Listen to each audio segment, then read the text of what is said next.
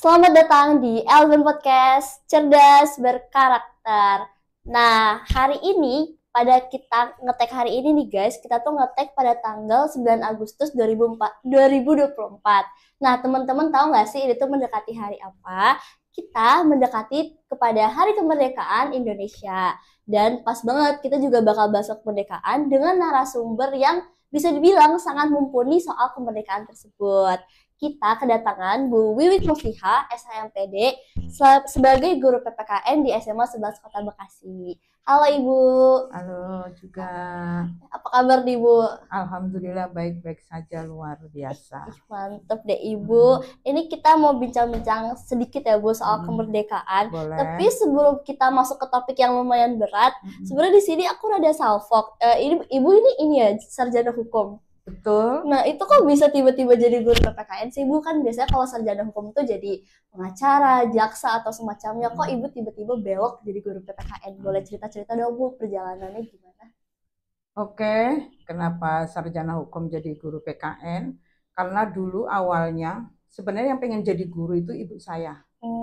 Ibu saya itu menginginkan anaknya jadi guru. Nah, karena pada waktu itu kalau ngambil keguruan itu nggak punya titel, kan IKIP udah waktu itu nggak pakai titel, belum ada ya ya, belum Bu? ada. Maka itu ibu ngambilnya di universitas, ngambil jurusan hukum, yaitu biar punya titel sarjana hukum pada waktu itu. Akan tetapi perjalanan waktu ke sini dan sebagainya, panjang lah itu ceritanya. Setelah berkeluarga, tadinya ibu juga bekerja di perusahaan-perusahaan juga kan, keluar masuk dan sebagainya.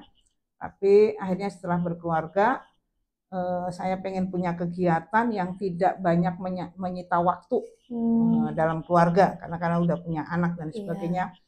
Akhirnya yaitu dari suami saya punya kenalan di kantornya, saya diperkenalkan akhirnya untuk ngajar di salah satu SMA di Jakarta Timur pada waktu itu, SMA swasta itu. Akhirnya di situ dilihat dari jurusannya, karena jurusan hukum lah, masuklah ke pelajaran PKN, dan waktu itu ada tata negara juga, jadi masuk semua. Apa yang kita pelajari sih nggak jauh beda sebenarnya itu. Maka itu, nah akhirnya setelah saya mengajar, lama-lama kita pindah tempat ke sini, ke Bekasi. Akhirnya ibu juga ngambil jurusan pendidikan, administrasi pendidikan, MPD itu untuk memperkuat saya sebagai ilmu keguruannya sebenarnya itu. Maka itu ya sudah, jurusan itu PKN yang masuk linear lah dengan pelajaran sesuai dengan jurusan saya, itu aja. Tapi Ibu kaget gitu nggak sih Bu pas tiba-tiba jadi guru? Kayak kan kalau pengacara kan lebih kayak one on one. Kalau jadi guru kan ngurusin banyak anak. Itu Ibu kaget nggak? Oh, pas pertama kali ngajar itu bukan kaget lagi, itu waktu terasa lama. Kenapa nggak selesai nih bel, nggak bel. Dan akhirnya tapi itu nggak berjalan begitu, paling sebulan 2 bulan ya. Lama-lama waktu terasa singkat, cepet bel gitu. Padahal kita pengen lebih banyak yang ini ibu sampaikan ke siswa-siswa dan sebagainya. Tapi semua orang saya kira sama, karena pertama kali pasti mengalami hal yang sama gitu. Berarti kurang lebih sekarang Ibu menikmati lah ya sebagai guru. Alhamdulillah, sangat menikmati. Apalagi sebentar lagi udah mau pensiun, saya nikmatin saya sebagai guru. Anak-anak sebagai hiburan saya untuk menyampaikan materi. Iya, saya makanya seneng biar awet muda dengan anak-anak. Iya sih Bu, Ibu kayak masih muda banget. Nah, berarti kan emang Ibu kan dari awal emang udah minatnya ke hukum, ke soal negara-negara kita lah. Berarti emang Ibu tuh memiliki minat yang tinggi banget gitu ya Bu, soal negara kita, soal hukumnya, soal tata negaranya. Itu emang dari dulu udah minat banget ke situ. Bukannya minat ya, memang pada waktu itu, pada angkatan ibu dulu, kita memang didoktrin ya pada zaman Orde Baru itu, kita harus hafal Pancasila, apa itu namanya, bahkan di Satar P4 semua mahasiswa, semua SMA kita penataran P4 agar menanamkan doktrin Pancasila itu kepada semua generasi mudanya itu. Maka itu kita memang paham itu harus benar-benar kita laksanakan, tapi efeknya ya tadi punya rasa nasionalisme kepada bangsa dan negara. Itu yang saya ambil pengalaman pada saat dulu Orde Baru itu. Ternyata bagus juga kan. Akhirnya sekarang kan kembali lagi ke Pancasila lagi kan. Nah, itu maka itu. Itu tuh di doktrinnya tuh dalam bentuk apa sih Bu? Kayak gimana? Penataran, dibentuk penataran. Penataran. Iya, anak-anak itu benar misalkan 24 jam, ada yang 48 jam, itu setiap kayak kita kan ospek tuh. Oh, iya. Nah, itu pasti ada penataran P4-nya itu pasti ada. Jadi gitu wajib ya, Bu? Wajib dulu itu semua. Dan bukan hanya generasi muda ya, ininya juga pada karyawan-karyawan, pegawai-pegawai, hampir semua lini itu memang seperti itu selama dulu Orde Baru. Tapi sebenarnya bagus kalau menurut saya. Efeknya yaitu generasi muda itu punya rasa nasionalisme dan patriotisme yang tinggi terhadap bangsa dan negara. Jadi ingat gitu loh maksudnya. Dulu juga ayah saya juga pernah cerita sih Bu, kayak dia tuh dulu pas kecil disuruh ngafalin nama-nama menteri. Iya. Itu Ibu juga ngerasain? Semua ngafalin menteri. Wow. Bahkan undang-undang pasal-pasal pun hafal kan. Kalau sekarang nggak begitu hafal karena kan dirubah sampai berapa pasal lagi. Dan menteri pun sekarang nggak hafal karena gonta-ganti reshuffle ya, reshuffle. Kalau dulu kan itu aja, jadi masih stay terus itu jadinya hafal semua. Berarti itu tuh dimulainya dari emang dari kecil gitu ya, dari SD, SMP, SMA ya, atau perguruan tinggi aja? Ya nggak dari sesuai dengan levelnya ya, tarafnya itu sesuai dengan levelnya. Kalau SD itu ya seperti apa, SMP dan yang terberat nanti perguruan tinggi, bukan terberat ya, terlama waktunya penyampaiannya juga akan berbeda materinya gitu aja. Oh, berarti ini bisa dibilang kayak inspirasi Ibu gitu ya Bu, nyuruh anak-anak yang sekarang tuh nyanyi lagu daerah, lagu kebangsaan gitu-gitu. Kita dulu itu dari SD SMP hafal semua lagu-lagu wajib, lagu-lagu daerah, itu kan budaya kita, punya kita.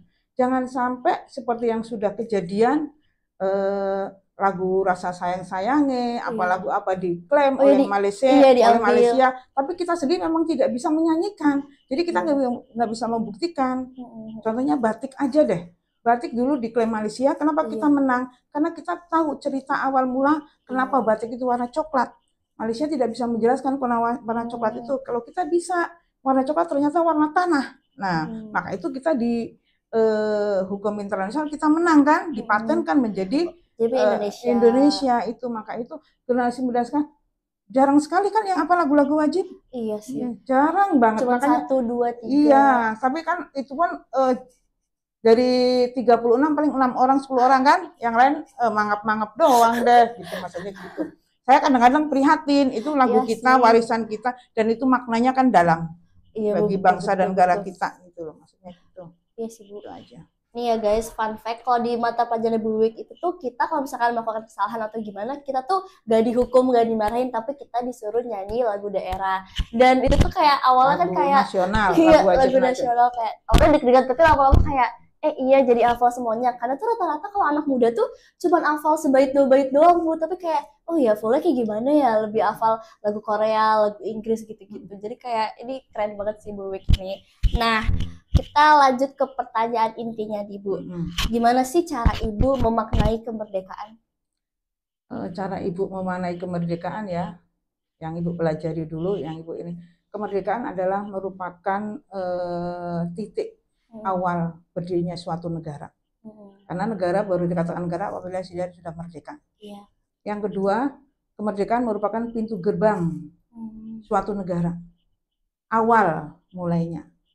Yang ketiga, kemerdekaan adalah merupakan perubahan dari hukum kolonial menjadi hukum nasional. Karena di situ kita bisa mengatur dan mendirikan negara sendiri sesuai dengan kehendak negara kita sendiri tanpa dicampur tangani oleh negara-negara asing atau negara-negara koloni ya pada saat itu ya.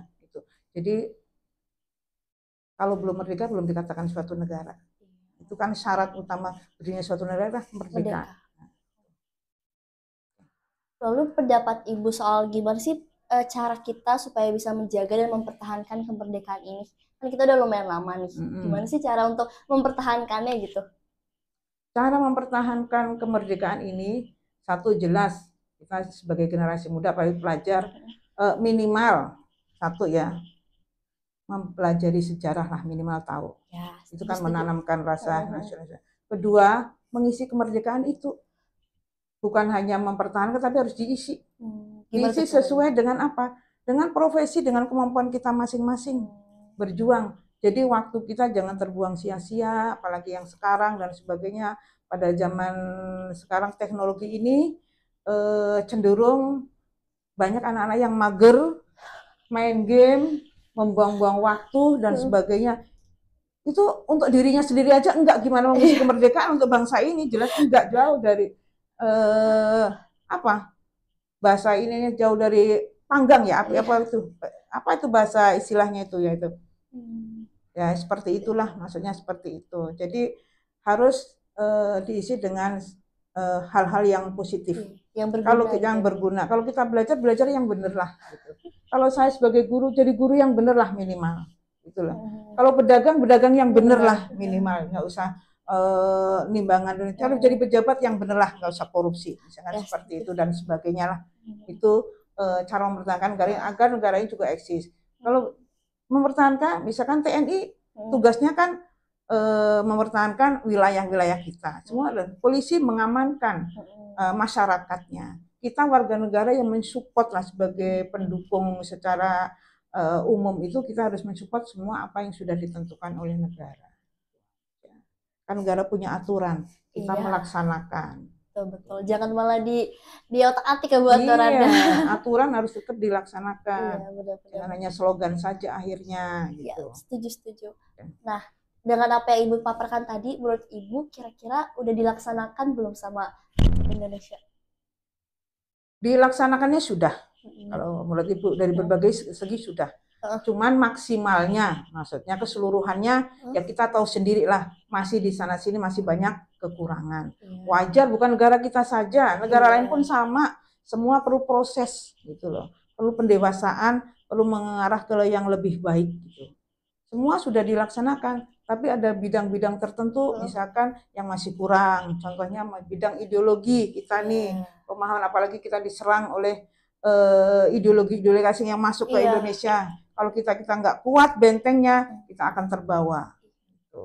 Bidang pertahanan, dengan zaman teknologi ini kita harus juga mengikuti perkembangan zaman pertahanan. Kita harus dimodernisasi, dikuatkan lagi. Bidang sosial budaya ini terutama pada anak-anak muda yang serangannya sangat dahsyat, tidak kelihatan, tapi itu mematikan bisa lama karena tidak berupa fisik. Pemahaman budaya, ya kan, itu budaya hidup itu nggak kelihatan. Narkoba, pergaulan bebas, tadi males-malesan karena teknologi dan sebagainya. Ini kalau terus-menerus diiniin, kita akan kehilangan generasi yang benar-benar punya nasionalisme, patriotisme, apalagi untuk dirinya sendiri aja susah, apalagi untuk bangsa dan itu sangat prihatin ini. Satu, ya iman aja dikuatkan. Dua, keluarga itu penting banget pengaruhnya. Pokoknya coba lihat anak yang keluarganya misalkan bener, keluarnya pasti bener. Iya. Karena punya pendirian ya. Banyak punya pendirian karena ditata. Tapi kalau yang misalkan mohon maaf keluarganya yang agak amburadul, ya susah anak itu dikasih pemahaman dan sebagainya. Itu karena keluarga itu pengaruhnya sangat penting. Ketiga, lingkungan pertemanan itu juga sangat penting. Kalau misalkan teman itu nggak baik, ya udah jangan dikumpulin lah gitu loh. Itu aja. Tapi gimana sih Bu, kan generasi zaman sekarang itu kan emang gak ngerasain kayak masa-masa perjuangan dulu ya. Jadi kayak mereka tuh emang bisa dibilang kurang dapat lah feel perjuangannya. Itu gimana sih supaya mereka tuh lebih memperhatikan gitu loh soal negara kita, soal merdekakan kita. Bahkan kayak pemilu kemarin aja banyak yang asal milih, banyak yang golput, kayak ya udah sih nyoblos doang. Padahal kan sebenarnya itu lebih dari itu kan Bu. Itu gimana sih Bu menurut Ibu? Oke. Kalau untuk generasi muda, karena mereka tidak merasakan, taunya dari cerita kan, dari sejarah kan, jadi nggak merasa tersentuh, jarang banget yang tersentuh kan, karena dia nggak ngalamin. Bahkan seluruh lagu wajib nasional pun nggak tersentuh, maknanya nggak tahu, sejarahnya lagu itu seperti apa juga nggak tahu dan sebagainya. Caranya satu, agar mereka bisa mengisi kemerdekaan itu dengan baik, bisa punya rasa empati, simpati, nasionalisme. Tadi satu, belajar yang benar. Kedua, ingat masa depanmu ada di tangan kamu, bukan di tangan orang lain. Minimal itu saja. Kalau kita tahu masa depan kita itu di tangan kita sendiri, kita nggak akan kemana-mana. Kenapa? Orang tua tidak akan mengikuti kita terus. Tetap suatu saat kita akan berjuang sendiri dan mandiri. Dan itu bekalnya apa?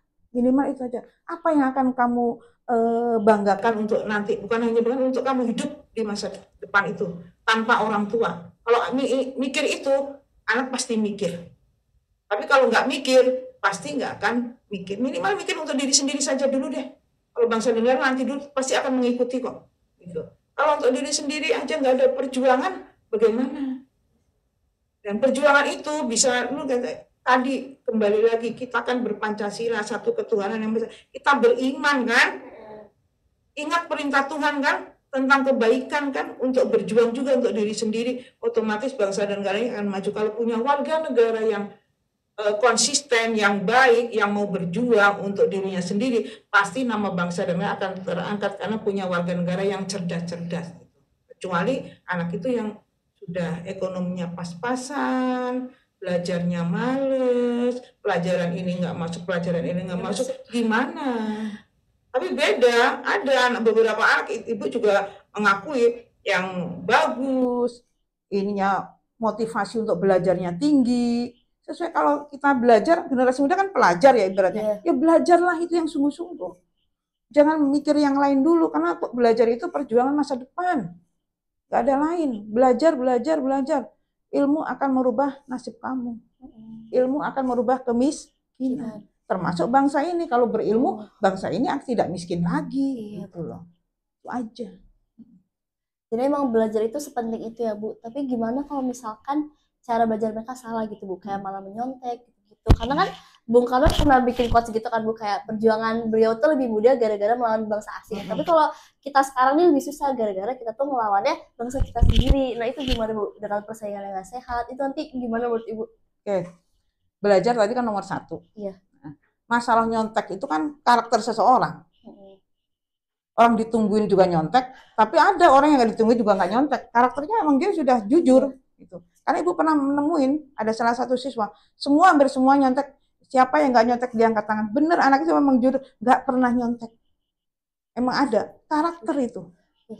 Dan karakter itu disebabkan dari apa? Pendirian. Iman kan? Iman, iya. Kalau dia punya iman, dia punya karakter yang kuat, ya kan? Nah, bagaimana tadi menurut Bung Karno, bangsa sendiri, kita memang melawan bangsa sendiri. Kalau dulu bangsa asing kelihatan orang bule, orang ini langsung kita tembak, bener kan? Tapi sekarang bukan hanya melawan bangsa sendiri, dari diri sendiri, hawa nafsu diri sendiri aja. Bener kan? Bangsa kita ini persaingan tadi yang bilang nyontek, bilang enggak, sekarang coba sudah pakai apa itu? Ulangan pakai apa? HP kan? Iya, HP, Google Form. Wah, dengan berbagai cara dia bisa kok. Di sana non jauh, di sana ada yang jawab, non jauh di sana ada yang ini dan sebagainya. Itu kan karakternya. Tapi walaupun nggak pakai apa-apa, nggak apa-apa, kalau dia niat satu enggak. Kedua, tadi bangsa sendiri kita sudah pernah mengalaminya. Apa peristiwa apa yang sangat hampir menjatuhkan bangsa ini, peristiwa apa? Melawan bangsa sendiri. Peristiwa G30 SPKI 48 dan 65, hampir-hampir Indonesia turun tuh. Ideologi kita 65 hampir-hampir nggak dipakai lagi Pancasila, berganti komunis. Seandainya itu terjadi, kita jadilah negara komunis pada saat itu 65, pada mereka menang ya. 48 kita baru merdeka sudah dihancurin juga oleh PKI. Kan bangsa sendiri kan? Iya. Teman sendiri kan? Benar-benar. Teman seperjuangan bahkan. Betul. Nah, ini 65 juga, itu juga dari bangsa. Nah, sekarang ya tadi musuh-musuhnya itu tidak bersenjata, ya tapi itu tadi apa? Masalah sosial budaya. Dan kebiasaan-kebiasaan ini yang sekarang itu kan prihatin kalau anak-anak itu 24 jam sehari itu, kalau 20 jamnya untuk main game, main HP, main ini yang nggak penting, bahkan yang penting-penting ada di situ tapi tidak dimanfaatkan. Jadi teknologi bukan membawa manfaat tapi membawa dampak yang negatif karena pemanfaatan yang tidak tepat. Itu aja. Padahal sebenarnya mereka tuh bukan yang bodoh-bodoh amat. Buktinya aja mereka bisa menemukan berbagai cara untuk menyontek. Tapi kayak malah dipakai untuk menyontek, bukan untuk belajar yang benar. Jadi masih disayangkan banget sih. Ini Eleveners yang nonton, jangan mencontek ya teman-teman. Belajar yang maksimal. Pokoknya manfaatkan potensi yang kalian punya. Nah, lanjut nih. Kita ke pertanyaan yang krusial banget nih, Bu. Apa? Jadi menurut Ibu, sebenarnya Kita udah merdeka belum sih, Bu? Sudah. Kalau menurut Ibu kita sudah merdeka dong. Kalau nggak merdeka nggak mungkin seperti ini dong. Kita nggak mungkin dong bilang belum merdeka gimana. Jelas kita sudah merdeka. Setiap tahun kita peringati setiap tanggal 17 Agustus. Buktinya kita bisa melakukan berbagai hal sesuai dengan hati nurani kita, sesuai dengan aturan-aturan yang telah ditetapkan pemerintah, dan pemerintah pun bisa bekerja sama. Ya kan? Kita sudah negara merdeka, satu, punya rakyat, punya pemerintahan, bisa bekerja sama dengan negara lain, punya wilayah, dan sudah diakui dunia kita merdeka kok. Buktinya apa? Masa kita bilang belum merdeka? PBB sudah mengakui kita menjadi anggota PBB. Berarti dengan secara hukum internasional dunia sudah mengakui kita negara yang merdeka. Walaupun toh ada beberapa hal, ya itu bukan kita sebenarnya, bukan hanya kita Indonesia. Saya sedih kalau bilang Indonesia. Bahkan lihat dong negara lain, banyak hal negatifnya kok. Sama ada beberapa hal yang memang perlu perbaikan. Apalagi sekarang teknologi kita sudah maju. Sekarang kita kalau zaman Ibu TV aja cuman hitam putih, sekarang jalanan apa kita nggak boleh menutup mata loh, sudah maju. LRT semuanya, semuanya sudah maju. Jadi jangan menutup mata, jangan mencibir istilahnya gitu. Kita harus bangga dengan perkembangan ini. Orang negara lain malah kagum, oh Indonesia sudah semaju ini ya transportasinya. Malah seperti itu, kok kita sendiri tidak bangga gitu loh. Itu aja. Jangan terlalu memandang remeh gitu ya. Iya, maksud aku. Emang kita, pemerintah kita mungkin masih banyak kesalahannya, tapi ayo kita sama-sama gitu untuk maju memperbaikinya bersama-sama. Betul, itu. Kalau melahirkan sesuatu itu harus secara umum, secara general, jangan salah satu. Wah jelek gitu aja. Berbagai keberhasilan juga banyak. Yang keberhasilan anak muda juga banyak kan di berbagai olimpiade. Iya benar Bu. Olimpiade apa banyak. Emas, iya banyak kok. Masa kita menutup mata dengan hal seperti itu gitu loh. Berarti menurut Ibu sebenarnya tantangan apa sih yang lagi kita hadapi sekarang gitu? Tantangan buat? Tantangan dalam menjaga dan mempertahankan kemerdekaan. Satu, dalam hal penanaman ideologi tadi. Tapi alhamdulillah sekarang PKN, pelajaran PKN kembali lagi ke Pancasila. Kita menerapkan nilai-nilai Pancasila dalam kehidupan sehari-hari ya. Itu untuk generasi muda contohnya. Karena memang yang diawali dari pelajar itu yang penting itu kan. Yang kedua, tantangan masalah sosial budaya.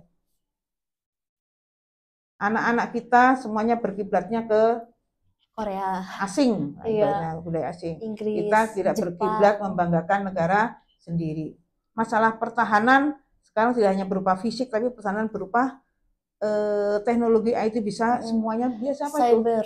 Cyber semuanya bisa dibobol dengan berbagai cara. Walaupun toh orangnya nggak datang ke sini, tapi dari luar negeri pun bisa. Itu semua banyak tantangan sekarang itu.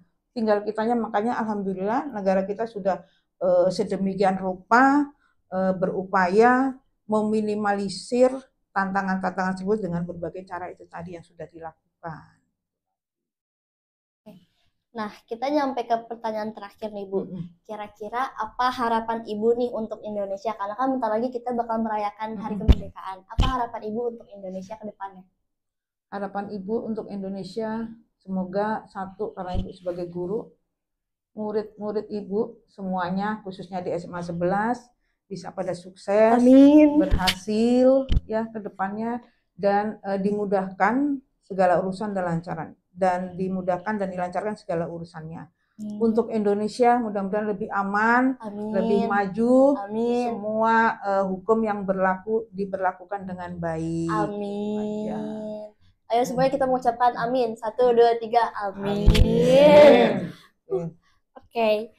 Itu merupakan pertanyaan terakhir nih Bu. Kira-kira Ibu ada kalimat penutup gak nih sebagai penutup episode kita pada hari ini? Kalimat penutupnya, jangan menyerah apapun keadaannya, tetap berjuang, belajar, ingat ilmu yang akan merubah segalanya. Ingat guys, ilmu akan merubah segalanya. Nah, jadi bisa kita simpulkan nih guys, tantangan yang kita hadapi sekarang bukan lagi soal penjajahan, bukan lagi soal perang-perang, tapi soal kebiasaan-kebiasaan negatif kayak rasa malas, habis itu kegiatan-kegiatan tidak bermanfaat. Itu semua lebih baik dihindari, dan lebih baik teman-teman semua fokus belajar, karena itulah yang akan mengubah hidup teman-teman semua.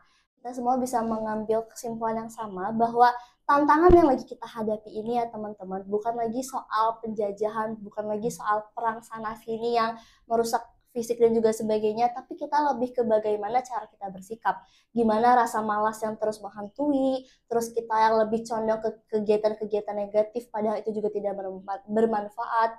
Jadi lebih baik teman-teman semua yang menonton video podcast pada hari ini memfokuskan diri pada kegiatan-kegiatan yang bermanfaat agar bisa memajukan diri sendiri dan nantinya bisa ikut memajukan bangsa.